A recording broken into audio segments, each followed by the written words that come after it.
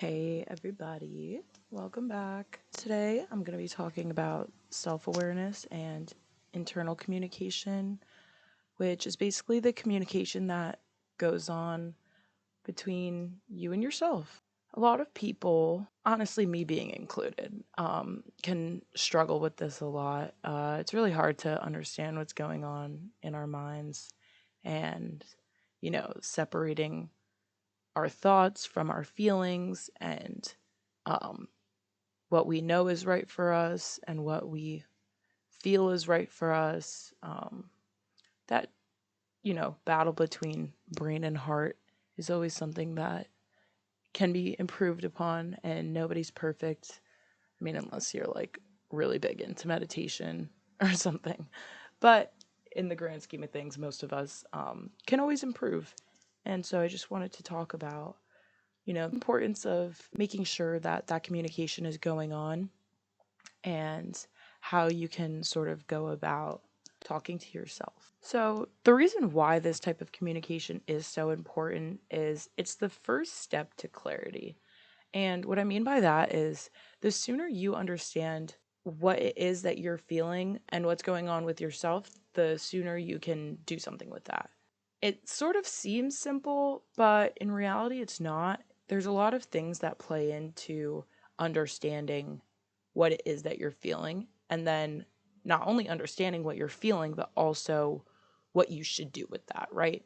So, let's say somebody upset me, and I know that what they did is wrong, but I still feel like I care a lot about them, and I don't want to let what they said affect our relationship, but it was something that was pretty harsh.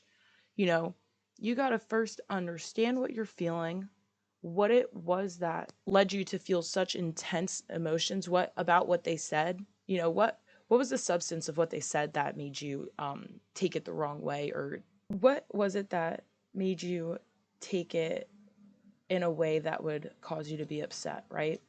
So you figure out what it is that is exactly upsetting you. Then, how could that be made better? So, if it's something where an apology is required, or time, or anything like that, you need to understand the steps to recovery first. So, once you figure out what the person can do and how to make it better, or what you can do and how to make it better, then you can see, okay, is this solution going to match with my feelings? And is it also going to match with what I know is good for me? So, being able to go through that process and go through the steps of, what I'm feeling, why I'm feeling this way, how to fix it, and finding a solution that is good for both what you think you need and what you know you need or what you want, right? So, doing all of that will make whatever argument or whatever solution that you need to present to the other party way more clear, and um, it'll allow them to sort of have you're going to give them basically a framework on how to fix what they did. But the only way that you can do that and have it be a successful process is by first taking the time to process through your emotions and through your feelings, right? So that's where the clarity comes from. It's on your end, and when you translate over to the other person what you're feeling, they're going to be pretty clear on what it is that they need to do with that, right? And this is a skill that is, like I said, everybody is constantly in a position to improve on this skill, but it's something that's going to always be there, always be necessary. Like, it's a lifelong ordeal. You're going to live with yourself for the rest of your life. You might as well understand yourself and to the best of your abilities. And the way to do that is just by constantly trying to analyze what's going on in your own brain. You need both sides of your head to talk to each other. You need your brain and your heart to talk to each other. Um, there's, a lot of the times when we're upset or something happens and there's like a disconnect is created because your body's a little bit shocked, and you're trying to figure out where to go from that, like how to pull yourself out of this uncomfortable space and get yourself back to normal. And, sometimes that can be more intense, and it's important to be prepared to pull yourself back up and help yourself when things are, you know, not as intense, so that when those big things do happen, you aren't completely blindsided, or you won't spiral into just a really bad emotional space. Another thing is that when you're aware of your own mind and your own thought process, and how thoughts could lead to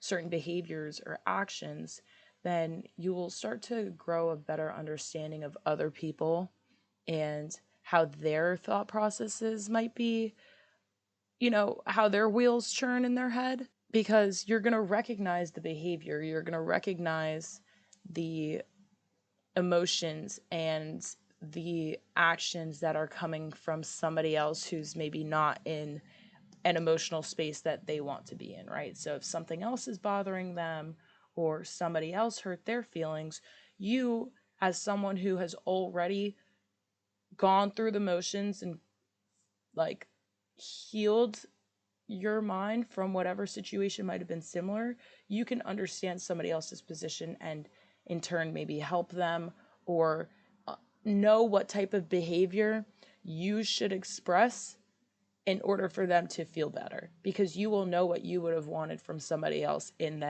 their shoes. And being socially aware is almost as important as being self-aware.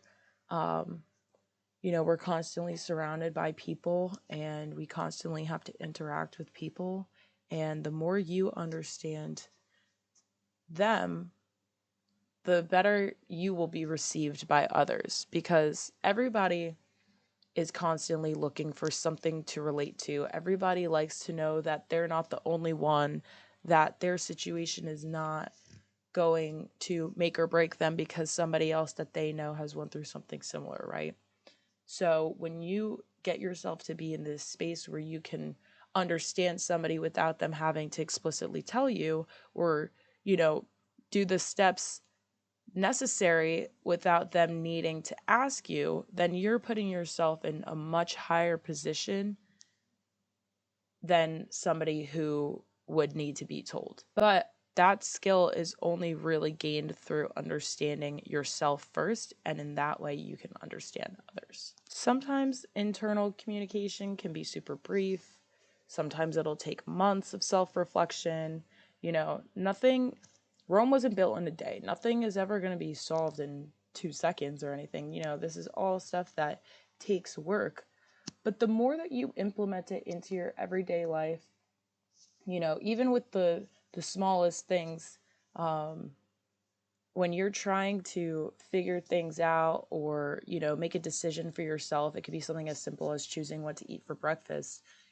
Go through your thought process and be like, okay, what do I want? Why do I want it? Why am I craving pancakes, but I can't bear the thought of stomaching something as thick as a pancake? Like, it's things like that where if you start to put those pieces together and figure out why one half of your brain might be thinking one thing and why the other half is feeling the other way, and then you connect the two, that understanding is gonna prevent you from having to sit in uncomfortable scenarios for longer than necessary. You're not gonna be in this stuck emotional or stuck mental state, because you will be already on top of going through those thoughts and those emotions and those behaviors and actions and all the things that might be a product of an unbalanced mindset. Another good thing about self-awareness is it's sort of like the starting point of your own growth. You can sort of analyze your emotions and your thought process as it's happening and not after the fact. And um, in doing so, you're going to start to notice patterns. You're going to see where you get defensive, when you start to overthink things. Um, you'll start to notice all of your triggers, and what it is that causes you to, end up in the not so ideal position emotionally. And in understanding all of those things, you will be able to prevent your, like, you'll be able to prevent those things from affecting you in the future, or prevent people from even doing or saying those things in the first place, because you'll have that boundary before, you know, proceeding. One of the things about being self-aware is not only like how you think and, understanding what you think, but it's about how you speak about yourself and how you hold yourself in the eyes of others, right? So instead of maybe beating yourself down or being harsh and dismissive to your own emotions or your own actions and behaviors, you um, can sort of like you can add in some positivity and kindness to yourself, and when you're talking about yourself, and in that way it will help create a healthier mindset and a more positive mindset when you are taking yourself into consideration and analyzing, what's going on in your own brain. And your relationship with yourself is going to set the tone for your relationship with others. If you can't give yourself the benefit of the doubt, or if you can't validate your own feelings, you will never be able to do that for other people. If you don't listen to the things that you need and the things that you want, then you're not going to be able to deliver that for people who might need it from you in the future, Like, strong self communication will create clarity and confidence, but most importantly, it's emotional maturity. And with that comes the understanding of other people.